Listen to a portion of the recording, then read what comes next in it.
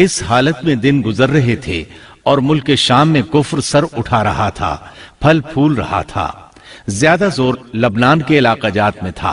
وہاں نئے سرے سے بتوں کی پوجا شروع ہو گئی تھی۔ اللہ کی طرف سے ہدایت آ جانے کے بعد وہ پھر سے خباثتوں پر اتر آئے تھے۔ ان حالات میں بعلبک شہر میں بنی اسرائیل کا ایک ایسا گروہ ظاہر ہوا جنہوں نے ایک بت ایجاد کیا، اس کا نام بعل رکھا۔ اسی کے نام پر شہر کا نام بعلبک ہے۔ اللہ تعالیٰ نے ان کی طرف معزز پیغمبر الیاس علیہ السلام کو مبعوث فرمایا۔ آپ کا سلسلہ نسب یوں ہے: الیاس بن یاسین بن فنحاس بن ایزار بن ہارون علیہ السلام۔ اللہ تعالیٰ سورۃ الصافات آیات 123 تا 132 میں ان کا تذکرہ یوں فرماتے ہیں: اور بے شک الیاس بھی پیغمبروں میں سے تھے، جبکہ انہوں نے اپنی قوم سے فرمایا کہ تم اللہ سے نہیں ڈرتے، کیا تم بعل نامی بت کو پکارتے ہو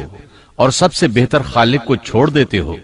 اللہ جو تمہارا اور تمہارے اگلے تمام باپ دادوں کا رب ہے۔ لیکن قوم نے انہیں جھٹلایا، پس وہ ضرور عذاب میں حاضر کیے جائیں گے، سوائے اللہ کے مخلص بندوں کے۔ ہم نے الیاس کا ذکر خیر پچھلوں میں بھی باقی رکھا کہ الیاس پر سلام ہو، ہم نیکی کرنے والوں کو اسی طرح بدلہ دیتے ہیں، بے شک وہ ہمارے ایماندار بندوں میں سے تھا۔ قرآن مجید میں ان کا نام الیاس بتایا ہے۔ انجیل یوحنا میں ان کو ایلیا نبی کہا گیا ہے۔ بعض آثار میں ہے کہ الیاس اور ادریس ایک ہی نبی کے دو نام ہیں، لیکن یہ بات درست نہیں، کیونکہ اول تو یہ آثار سند کے اعتبار سے قوی نہیں، دوسرا یہ کہ قرآن مجید نے سورۃ الصافات اور سورۃ الانعام میں الیاس علیہ السلام کے جو حالات اور اوصاف بیان کیے ہیں ان میں کسی ایک جگہ بھی یہ اشارہ نہیں ملتا کہ الیاس علیہ السلام کو ادریس بھی کہا جاتا ہے، اور نہ ہی سورۃ الانبیاء میں جہاں ادریس علیہ السلام کا تذکرہ ہے کوئی ایسا اشارہ ملتا ہے کہ ان کو الیاس بھی کہا جاتا ہے۔ مورخین نے ادریس اور الیاس علیہ السلام کے جو نسب نامے بیان کیے ہیں ان سے پتہ چلتا ہے کہ ان دونوں نبیوں کے درمیان صدیوں کا فاصلہ ہے، لہٰذا اگر یہ ایک ہی نبی کے دو نام ہوتے تو قرآن مجید ضرور اس کی طرف اشارہ کرتا اور مورخین بھی اس کی کوئی وجہ بیان کرتے۔ مفسرین اور مورخین کا اتفاق ہے کہ الیاس علیہ السلام شام کے باشندوں کی ہدایت کے لیے بھیجے گئے تھے، اور مشہور شہر بعلبک ان کی رسالت و تبلیغ کا مرکز تھا۔ الیاس علیہ السلام کی قوم مشہور بت بعل کی پرستار تھی اور توحید سے بیزار اور شرک و کفر میں مبتلا تھی۔ اللہ کے برگزیدہ رسول الیاس علیہ السلام نے ان کو سمجھایا اور راہ ہدایت انہیں دکھائی، اور بت پرستی کے خلاف انہیں واعظ و نصیحت کی اور خالص توحید کی جانب انہیں بلایا۔ کتب تفاسیر میں ہے کہ بعل نامی بت سونے کا تھا اور اس کا قد 20 گز تھا اور اس کے 4 منہ تھے اور اس کی خدمت پر 400 خادم مقرر تھے۔